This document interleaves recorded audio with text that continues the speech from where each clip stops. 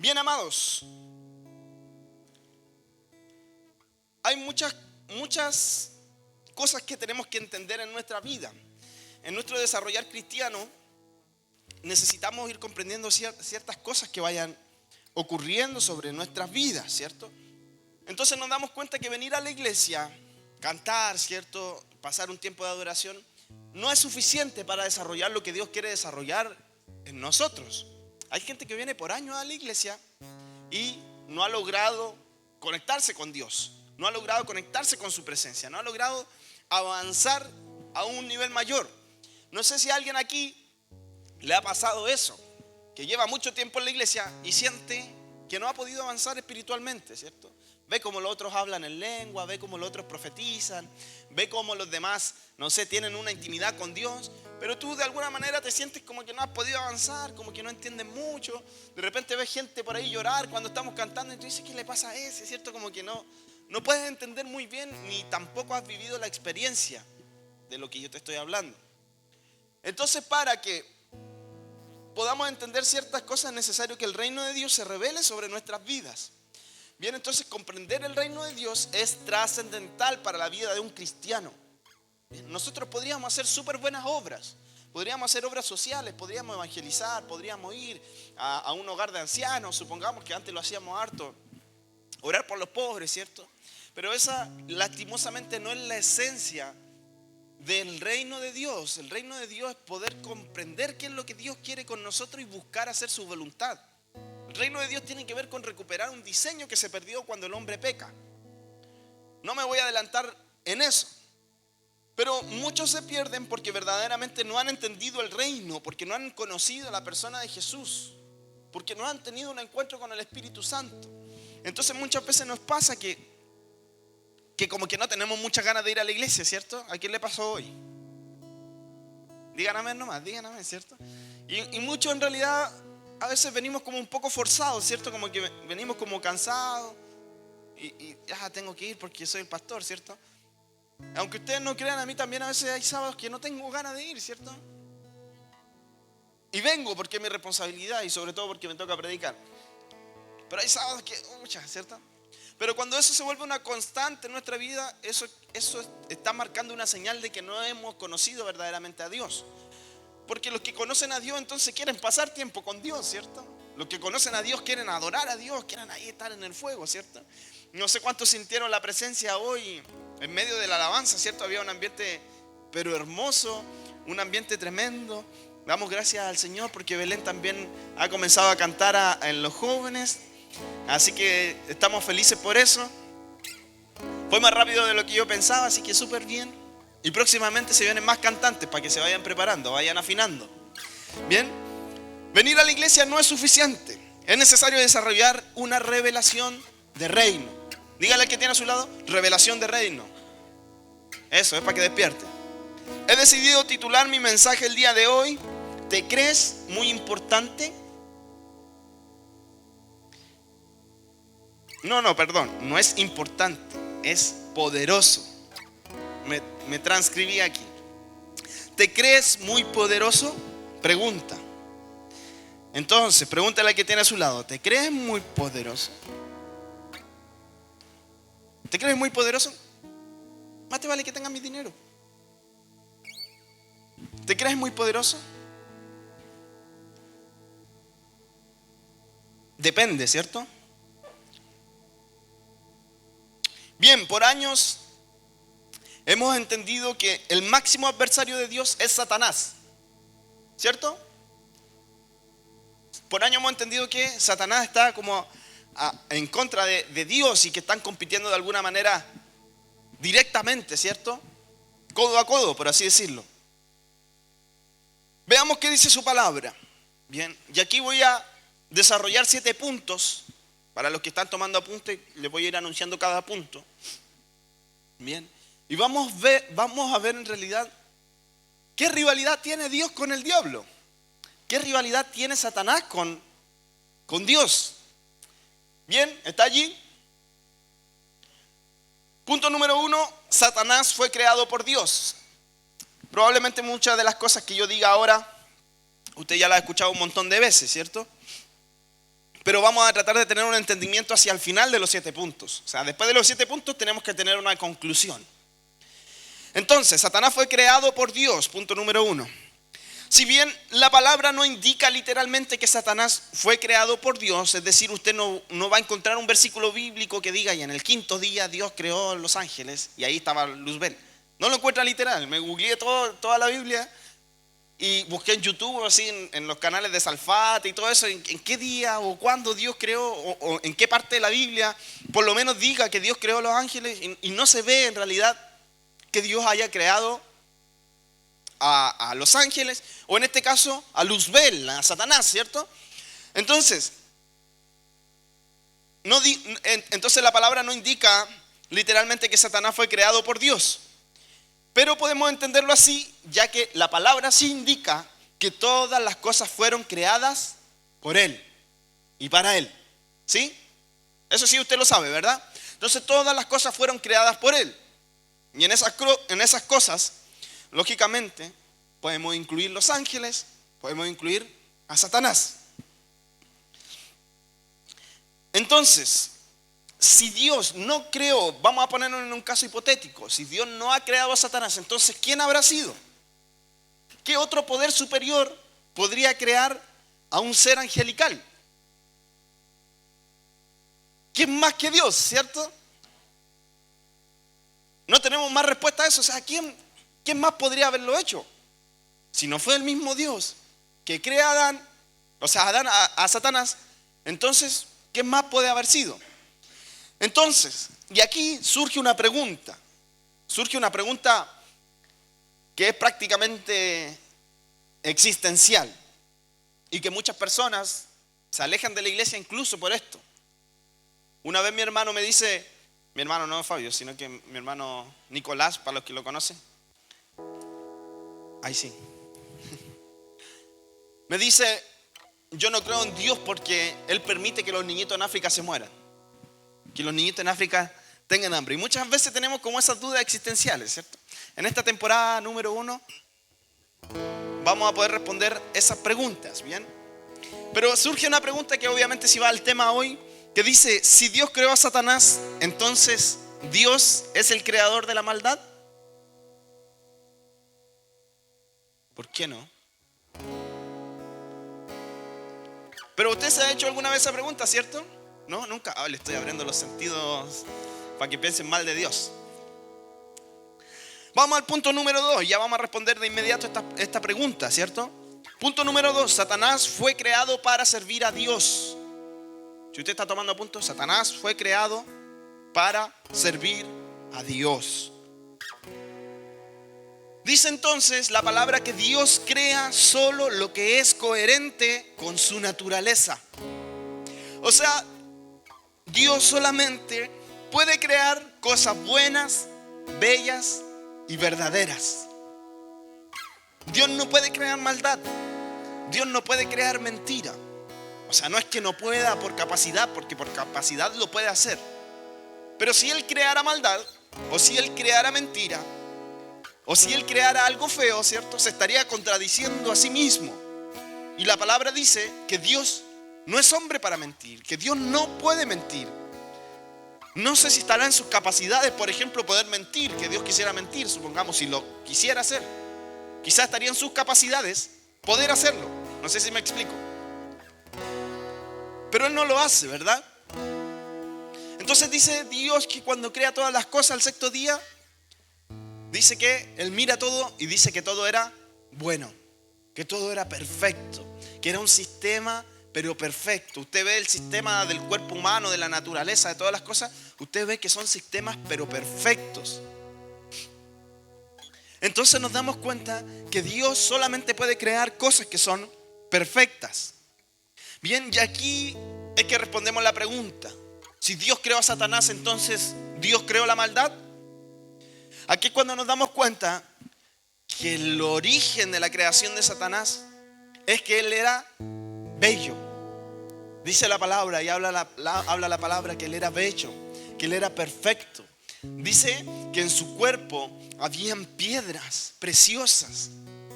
O sea, el origen de la creación de Luzbel era perfección. ¿sí? Dice que él era un serafín, ¿sí? Y la palabra serafín significa el que arde. ¿Habrá sido una profecía?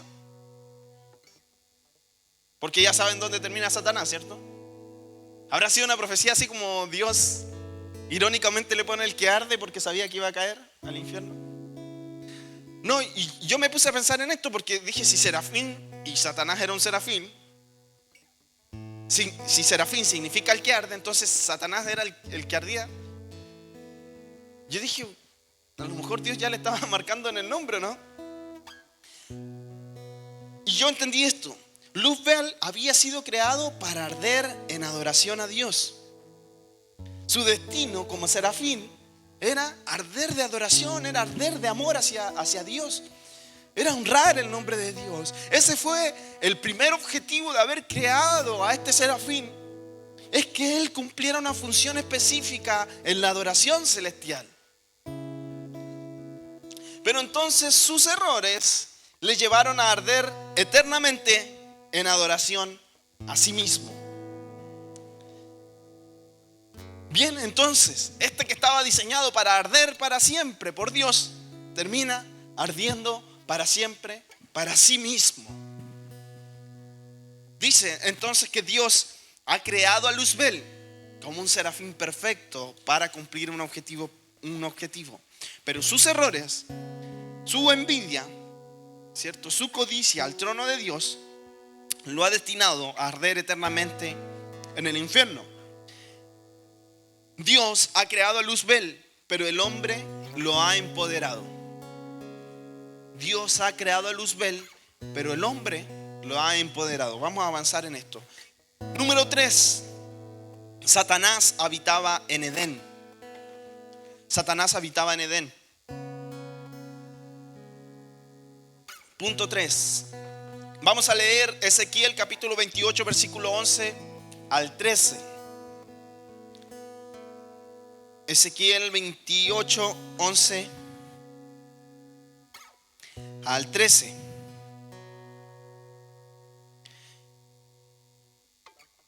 Dice así: bien, vino a mí palabra de Jehová diciendo: Hijo de hombre, levanta endecha sobre el rey de Tiro y dile.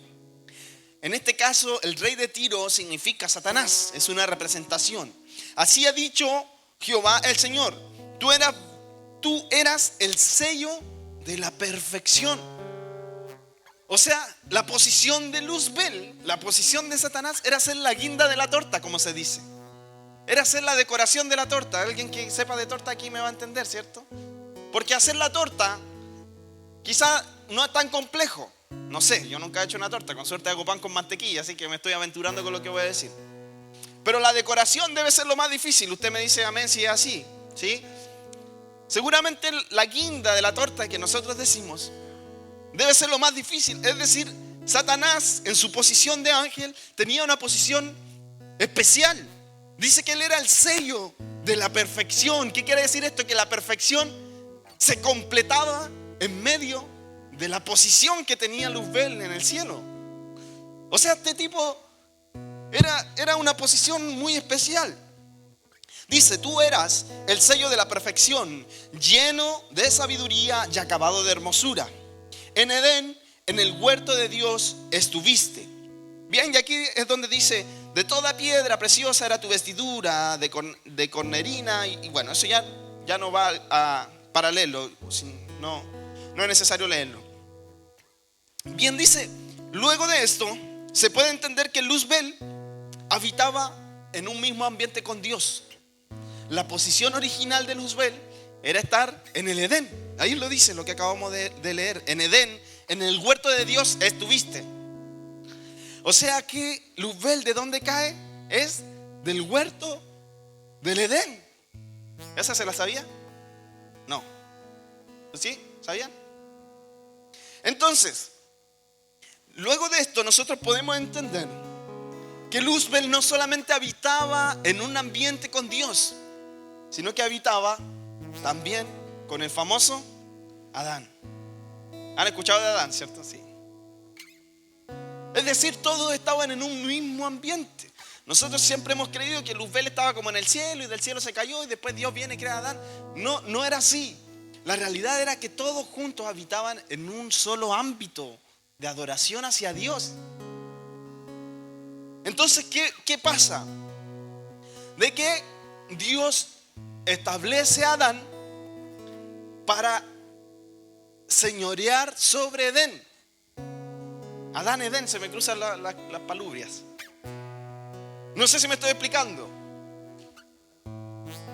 Pero Dios pone como gobernante de esa tierra a Adán. ¿Cómo a Satanás no le iba a molestar eso? ¿Cómo Satanás no se iba a poner celoso de eso? No lo habían visto de esa manera. Dice Ezequiel capítulo 28 versículo 16. Ezequiel 28, 16. A causa de la multitud de tus contrataciones fuiste lleno de iniquidad y pecaste, por lo que yo te eché del monte de Dios, de Edén, y te arrojé de entre las piedras del fuego, oh querubín protector.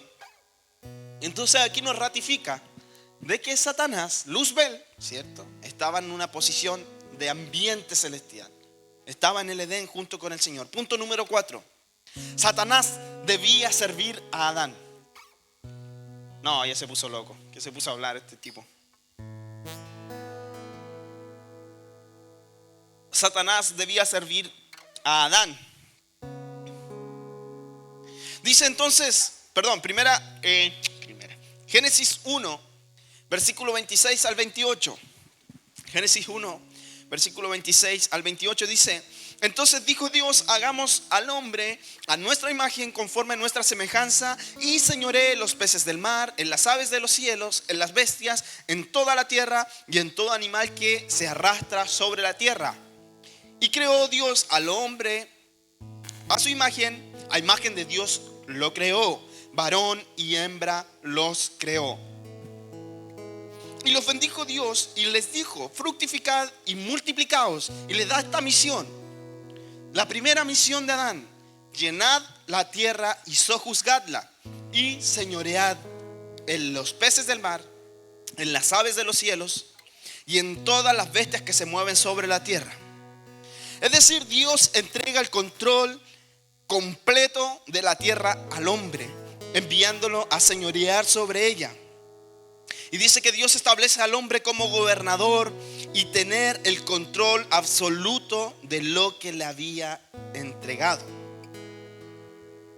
En Salmos capítulo 82, versículo 6, dice la palabra: yo dije, vosotros sois dioses y todos vosotros hijos del Altísimo.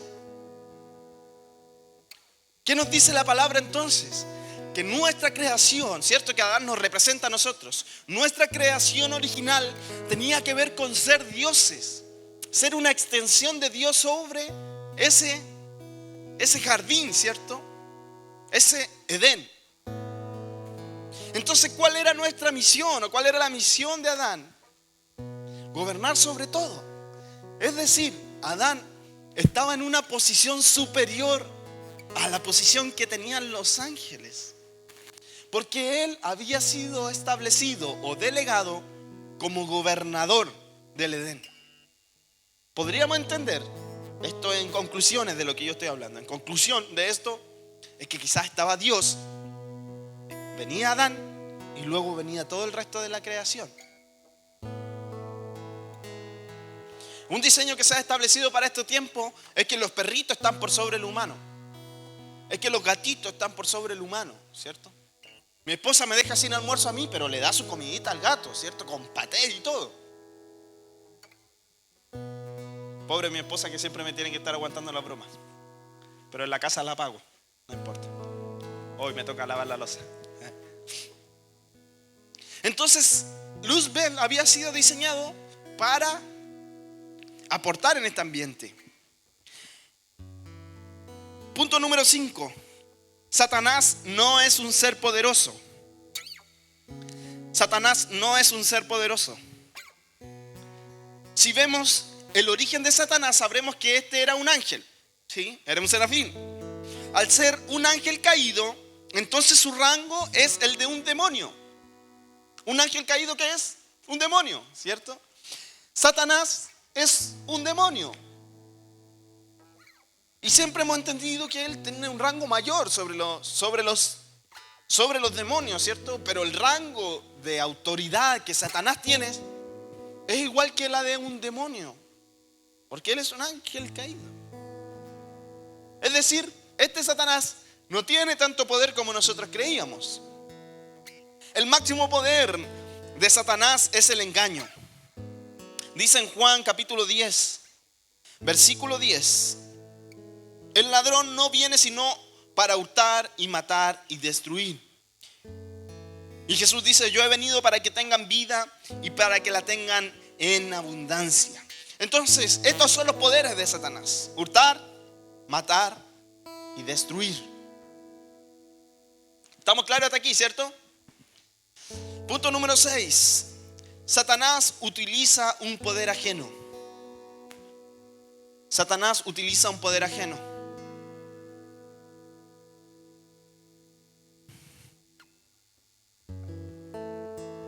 Como les decía recién, el máximo poder de Satanás es engañar. Por esto ha engañado al hombre para creer que no tiene suficiente poder. Satanás nos ha metido en la mente creer, ¿sí? Creer que está Dios, que está Satanás, y luego por debajo venimos nosotros. Satanás, a través del poder de engañar, nos ha hecho entender o nos ha hecho creer de que está Dios, está Él, y luego venimos nosotros. Pero el diseño con el cual Dios nos ha creado es muy distinto a eso. Esa no es la realidad con la que Dios nos ha creado. Entonces Satanás usa su engaño para engañar al hombre y que éste crea que no tiene suficiente poder. Y de alguna manera Satanás se posiciona en la posición, valga la redundancia, que le pertenece al hombre. No sé si se entiende lo que yo estoy hablando. Les voy a poner un ejemplo. ¿Tienen ustedes a un compañero que es medio feíto? ¿Sí? Piensen en ese compañero feíto que tiene, ¿cierto? Que no voy a dar características para no ofender a nadie, porque si digo así un gordito, aquí podría haber un gordito y lo podría ofender. Y después algo funado en las redes sociales, y no queremos eso, ¿cierto? Pongamos uno feíto, así que tenga barba, sea medio cejón, medio flaquito, se viste de negro, ya, así bien feíto. ¿Ya? Y ese feíto anda con la media modelo. No sé si han visto alguna vez esos casos. Por ejemplo, en Ignacio. Por ejemplo, yo. Para mí, mi esposa fue un milagro del Señor. Para mí, yo creo que el Señor tuvo mucha misericordia de permitir que Valentina se fijara en mí. Para mí ella es hermosa. Ahora sí ya no lavo los platos cuando llegue, ¿ven? Entonces nosotros tenemos ese ejemplo, donde vemos así al chatito, ¿cierto? Así medio feíto, y anda con la chica así, la más linda del colegio. ¿Por qué? No es porque él tenga características como para andar con una chica hermosa, sino que porque él tiene la actitud, porque él se la cree, porque él se la juega, ¿cierto? Es simpático, es bueno para el chiste, ¿cierto? Tiene plata, la lleva a pasear, ¿cierto? Le trae chocolate, le trae flores, no sé. La invita a comerse un helado después del colegio, no sé. Todo lo que, las mismas técnicas que ustedes usan, las usa este chiquitito. Entonces el tipo puede tener la capacidad de comprender cuál es su poder. Su poder no viene de la perfección física, sino que su poder viene del ser simpático, ¿cierto? De ser chistoso, que es la técnica que usé yo con mi esposa. Entonces, a través de ese engaño es que Satanás nos hace creer que el pecado nos aparta de Dios. A través de este mismo engaño es que Satanás usa su actitud para decir: no, yo tengo más poder de lo que ustedes creen, ¿cierto? Ahí viene el chiquitito con la modelo. Ese es Satanás. Ese es Satanás como que nos hace entender de que es bacán, ¿cierto? De que tiene poder, de que ese hay que respetarlo. Como siempre digo, saco el ejemplo de un pastor que conozco que predica y dice, no sé, nombra a Satanás y dice: ay, Dios lo reprenda, ¿cierto? Y está bien, de repente tenemos que también ser alertas a eso. Pero no podemos tenerle tanto miedo a Satanás. No podemos, imagínense cuántas veces he dicho Satanás en esta prédica. Va como 1853. Satanás, 54. Y tuviera que reprenderlo cada vez que lo mencioné. Es que no lo necesito hacer porque ya mi autoridad y la autoridad de Cristo me cubre completamente. Satanás ya es un tipo que está vencido. Entonces dice que luego de pecar, en nosotros viene un cargo de conciencia. No sé si a usted le ha pasado. Todos aquí hemos pecado alguna vez, por lo menos una vez en la vida, ¿cierto? Nadie se salva, a mí no me mientan, yo los conozco. Y en nosotros viene como un cargo de conciencia. No sé si le ha pasado. No sé, después de que tuviste relaciones con la chica y no lo querías hacer. Claro, en el momento lo disfrutaste, ¿cierto? Pero al otro día tú dices, pucha, ¿por qué hice eso? No debía haberlo hecho, ¿cierto? O cuando, no sé, sacaste algo que no te pertenecía, lo sacaste de la empresa y te lo llevaste para la casa, aunque así fuera un clavito. Entonces tú, después viene el cargo de conciencia y tú dices, no debía haberlo hecho, ¿por qué hice esto? Y el cargo de conciencia como que te mata, te carcome, ¿cierto? Esto es lo mismo que le pasó a Adán y Eva cuando pecaron y se tuvieron que cubrir, ¿recuerdan? Cuando dice que ellos estaban desnudos y pecan, entonces lo primero que hacen es cubrir su desnudez delante del otro. Esas hojas representan el cargo de conciencia que nosotros vivimos el día de hoy cuando nosotros pecamos. Cuando viene el cansancio, a veces no puedes ni siquiera dormir pensando en lo que hiciste. Entonces a través de ese engaño, Satanás nos hace creer que el pecado nos aparta de Dios. Satanás nos hace creer de que Dios nos condena, de que ya nunca más vamos a poder servir al Señor, de que ya nunca más vamos a poder mirar a Dios, nunca más vamos a poder orar. De hecho, después de pecar a muchos se les quitan las ganas de orar, se les quitan las ganas de ir a la iglesia, se les quitan las ganas de escuchar música cristiana porque se sienten que son indignos delante de Dios. Eso es solamente un poder que Satanás usa en contra de nosotros. Entonces, lo que sí hay que saber es que cuando el hombre se corrompe en pecado, abre una puerta para perder su poder. El hombre abre una puerta para perder su poder. El poder está en nosotros, pero vivimos engañados a tal punto que pensamos que ese poder deja de estar en nosotros cuando pecamos. Ese poder vive constantemente en nosotros, pero muchas veces creemos que ese poder desaparece cuando pecamos. Si el Espíritu Santo habita dentro de nosotros, no es que el Espíritu se vaya cada vez que pequemos y vuelva cuando oremos. Porque muchas veces nosotros creemos eso, creemos que si pecamos entonces Dios deja de estar con nosotros. Pero si oramos, intercedemos, ¿cierto? Y venimos a la iglesia, entonces Dios vuelve a estar con nosotros. Dios no es un juego. Dios no podría tener una relación así con nosotros. Si la relación con Dios dependiera exclusivamente de lo que nosotros hacemos, entonces lastimosamente Dios no podría estar nunca con nosotros. Porque Dios no sé si estaría dispuesto a venir cuando está de buena, igual que tu ex, ¿cierto? A irse, peleamos, nos arreglamos y no sé cómo sigue, pero nos amamos, ¿cierto? Dios no podría establecer una relación así con sus hijos. Por eso es que Él nos da la oportunidad de que a pesar de que hayamos pecado, tenemos acceso libre al trono de su gracia. A pesar de que nos hemos equivocado, entonces nuestro corazón tiene que levantarse la capacidad de poder arrepentirnos, pedirle perdón al Señor y seguir adelante. Y es que entonces su iglesia tiene que comenzar a tener una capacidad de buscarlo en santidad. A través de Jesucristo es que ese Espíritu vivirá en nosotros por la eternidad. El Espíritu Santo vive, habita dentro de nosotros y Él no podría estar yéndose de nosotros cada vez que nosotros pecamos. ¿Por qué? Porque eso es así. Porque a través de Jesucristo que nosotros tenemos garantizada esa presencia para siempre. A través de Jesucristo que ese Espíritu entonces está elegido, es decir, yo voy a habitar en este y jamás me voy a apartar de Él. Yo voy a habitar dentro de ti y gracias al sacrificio de Cristo en la cruz, entonces voy a habitar dentro de ti para siempre, independiente de lo que hagas, independiente de lo que te toque en tu vida vivir. Punto número 7. Satanás es derrotado a través del hombre. Satanás es derrotado a través del hombre.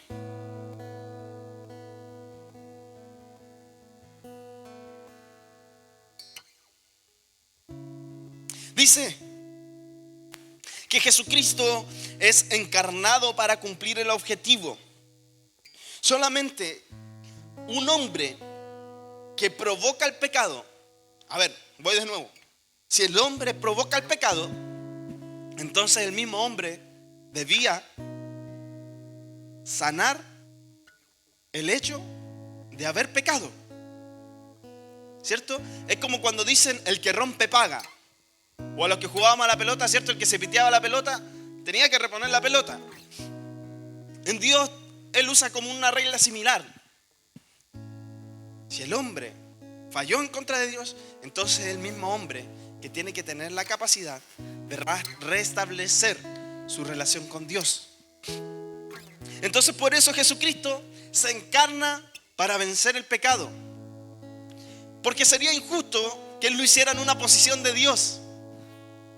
Porque Él lo hubiese hecho así y damos vuelta a la página, ¿cierto? Y todo sería más fácil. Sería más fácil que Dios haya vencido por nosotros el pecado. Que Dios hiciera desaparecer el pecado para siempre de nosotros. Que Dios nos bendijera. Pero no tendría gracia, ¿cierto? Entonces el mismo Dios dice: solamente en mi posición de hombre, en autoridad de hombre, estando en el segundo lugar, ¿cierto? En roles de poderes, entonces necesito bajar mi rango para poder vencer. No sé si me explico, hermano. No sé si me estoy explicando.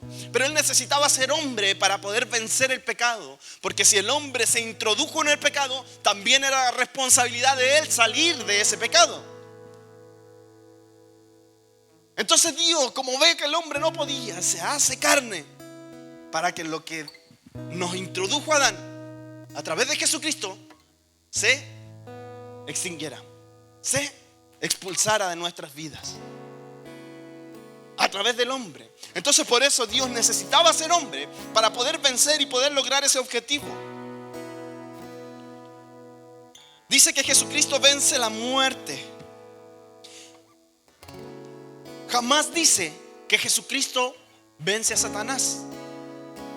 Si usted busca la palabra, siempre habla de que Cristo ha vencido el pecado, ha vencido la muerte, que es representación del pecado. Cuando usted ve ahí la palabra que dice que Cristo venció la muerte, se refiere al pecado, porque la paga del pecado es muerte. Y yo me sorprendí porque busqué varias veces, estuve harto rato buscando en qué parte decía la palabra que Satanás, que Cristo o que Dios venciera a Satanás. Y en ninguna parte sale, no lo encontré. Si usted lo encuentra, me avisa para cambiar esta parte del tema. Y de verdad se lo digo, si usted lo encuentra, me ayuda, porque necesito perfeccionar esto. Entonces yo dije: ¿cómo? Si se supone que Satanás es un tipo vencido. Pero es que en roles, en posiciones, en autoridades de poder, Dios no tenía nada que estar peleando con el diablo. No tenía nada que estar peleando con Satanás, porque Satanás no tenía tanto poder como el que nosotros creemos. ¿Te crees muy poderoso? ¿O nosotros creemos que Él es muy poderoso? Escucha esto, mire. Hebreos capítulo 2, versículo 14 al 15. Hebreos capítulo 2, versículo 14 al 15. Así que, por cuanto los hijos participaron de carne y sangre, Él también participó de lo mismo, para destruir por medio de la muerte al que tenía el imperio de la muerte. Está hablando de Jesucristo. Esto es el diablo. Y librar a todos los que por el temor de la muerte estaban durante toda la vida sujetos a servidumbre. Entonces, Jesucristo va a la cruz no para vencer a Satanás. Jesucristo va a la cruz para vencer la muerte, para vencer el pecado que el hombre había metido, que el hombre metió en la historia. Si no fue Satanás el que metió el pecado, el que introdujo el pecado, fue el hombre. Satanás, Dios, Jesucristo, va a la cruz no para derrotar al diablo. Jesucristo va a la cruz para derrotar el pecado, para enmendar el error que Adán había cometido. ¿Por qué? Yo dije, ¿por qué? Si se supone que Dios es el rival de Satanás. No, papi, Dios no tiene nada que ver con Satanás. O sea, Satanás anda por... ¿Qué hace? ¿Tú crees que Barcelona va a estar preocupado de cómo le va a Deportes Copiapó? Con todo respeto para los que son de Deportes Copiapó. O Lota Schwager, no sé si existe todavía, hermano. Pero cierto, los tipos que juegan en Europa no están ni pensando cómo le va la Liga de Chile, ¿cierto? Pero sí el Barcelona está pensando cómo le va al PSG, cómo le va al Real Madrid, cómo le va al Bayern Múnich. A tipos que estén en su nivel. Dios no tenía tiempo para estar pensando en Satanás, y el verdadero rival de la historia del hombre ha sido el pecado. Ay, alguien tiene que entender eso. Alguien se le tiene que estar abriendo sus ojos, que nuestro enemigo jamás ha sido Satanás. Nuestro enemigo ha sido el pecado, que el mismo hombre introdujo en la historia. Jesucristo no va a la cruz para vencer a Satanás. Jesucristo va a la cruz para vencer el pecado. Entonces, era propósito del hombre caminar en un ambiente de santidad. Al pecar, sigue siendo propósito del hombre caminar en este ambiente de santidad. En el pecado que nosotros nos introdujimos, entonces nuestra responsabilidad poder salir también de ese pecado. Por eso Dios no usa su varita mágica para sacarte del pecado, porque sería muy fácil. Señor, quita la fornicación de mi vida, quita, no sé, la pornografía, y ¡pum!, desaparecen, se bloquean todas las páginas de pornografía en el mundo. Sería muy fácil para nosotros, pero responsabilidad del hombre es salir del pecado en el que él se introdujo. Y a través de Jesucristo, entonces es que tenemos la posibilidad, o al menos la esperanza, de poder salir de él. Dios se tuvo que convertir en un hombre para poder mantener la autoridad que se le había sido asignada al hombre.